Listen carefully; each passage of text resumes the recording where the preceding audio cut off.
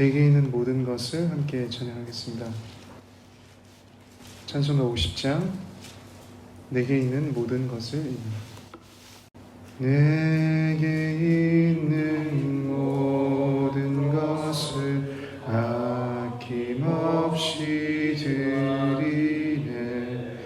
사랑하고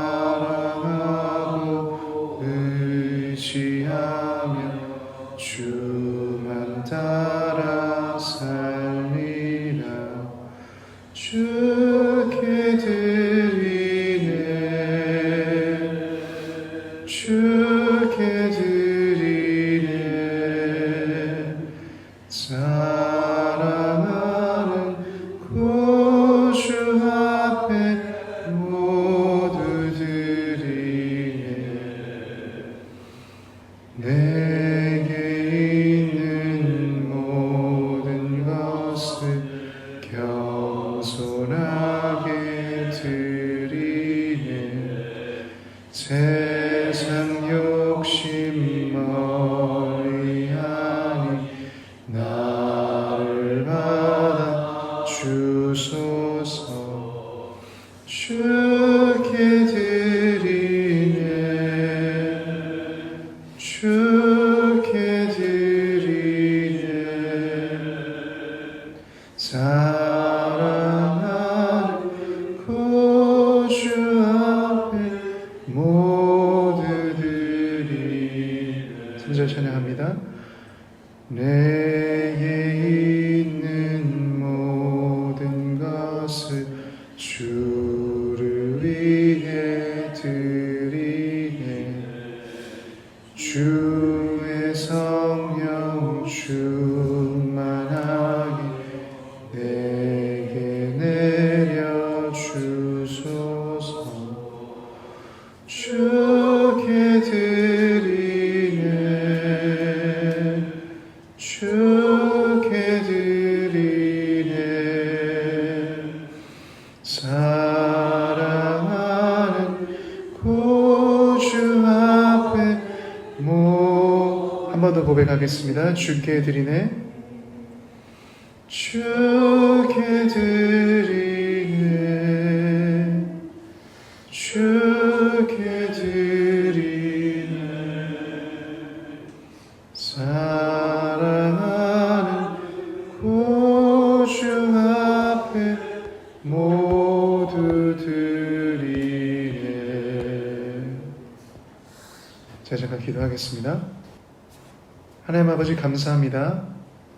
우리가 무엇을 드리기 전에 아버지께서 아들 예수를 우리에게 주신 것을 기억합니다.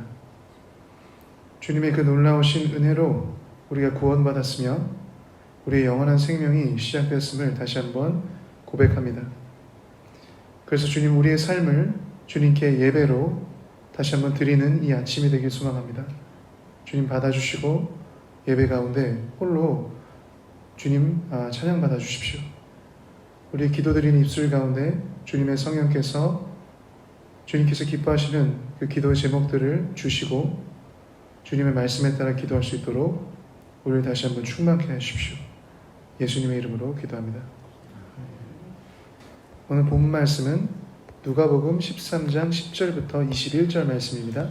한 절씩 제가 먼저 교독하도록 하겠습니다. 예수께서 안식일에 한 회당에서 가르치실 때에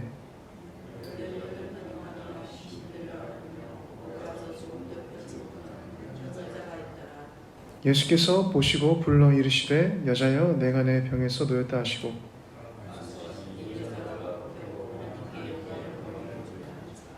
회당장이 예수께서 안식일에 병 고치시는 것을 분내어 무리에게 이르되 일할 날이 엿새가 있으니 그 동안에 와서 고침을 받을 것이요 안식일에는 하지 말 것이라 하거늘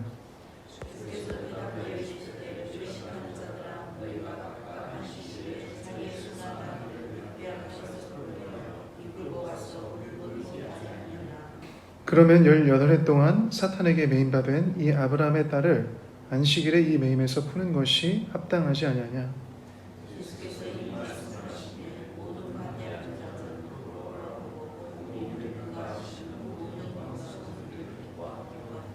그러므로 예수께서 이르시되 하나님의 나라가 무엇과 같을까? 내가 무엇으로 비교할까?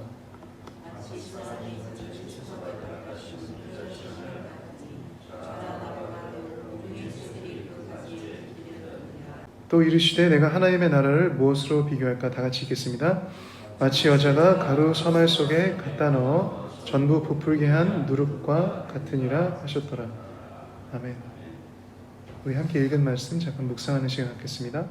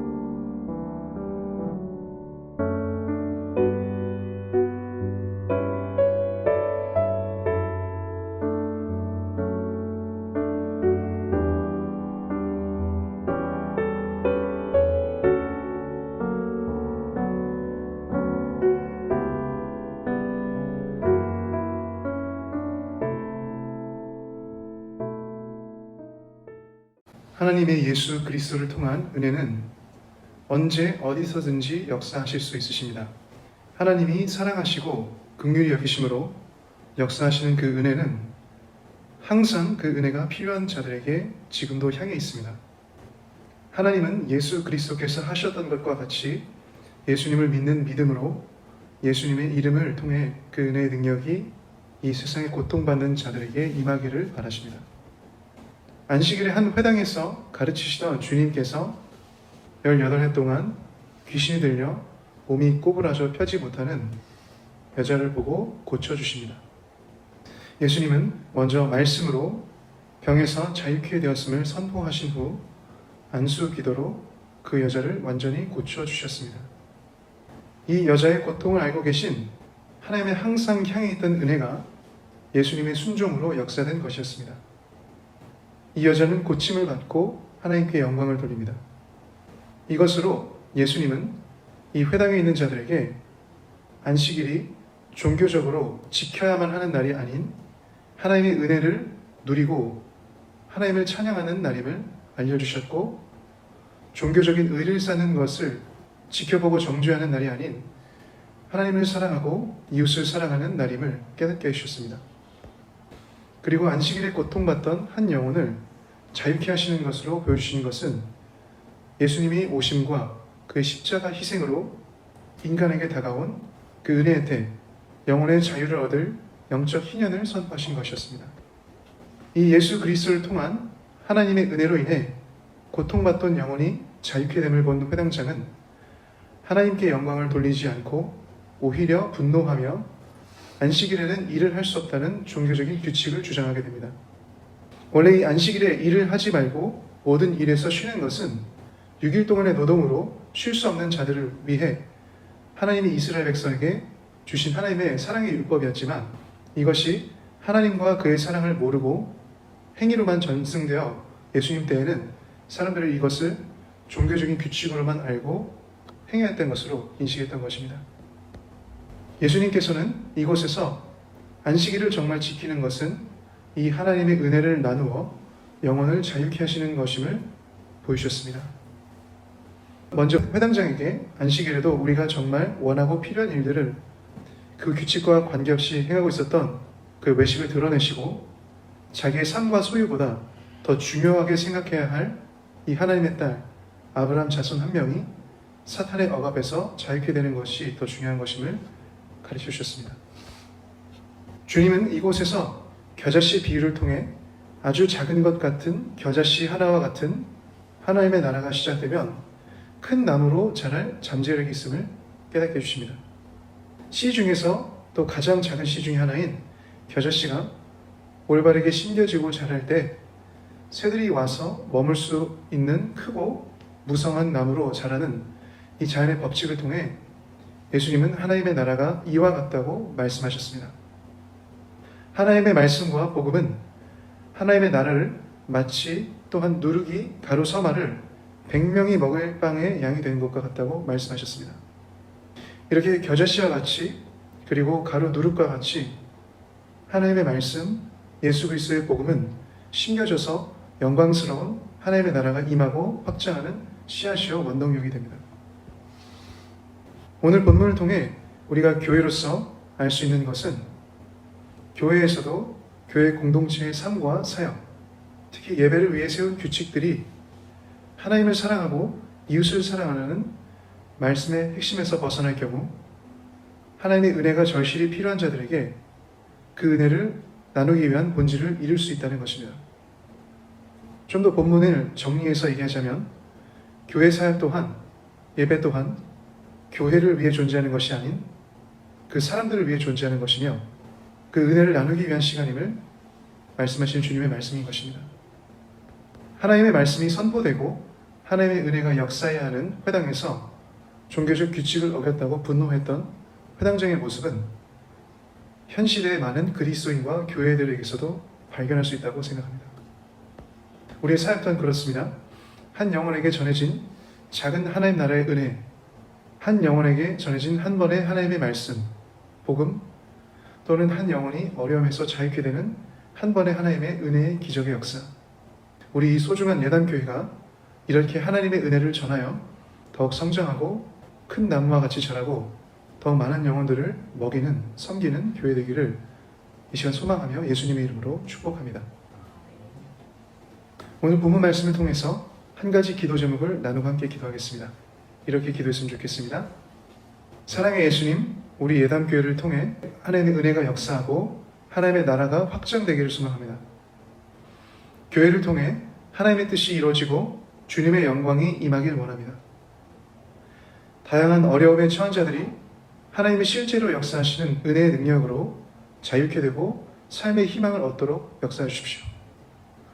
교회에서 이루어지는 모든 사역에서 우리가 함께하고 섬기는 작은 한 부분이 하나님의 복음이 심겨지는 일이 되게 해주십시오. 예담교회가 예수 그리스도의 복음의 역사로 새롭게 되고 복음으로 하나 되며 예수 그리스도를 믿는 믿음과 그의 이름으로 영광스러운 하나님의 나라가 임하고 확장되는 것을 보길 소망합니다. 우리 교회와 더욱 함께해 주십시오. 이렇게 기도하는 아침 되겠습니다. 기도하시겠습니다.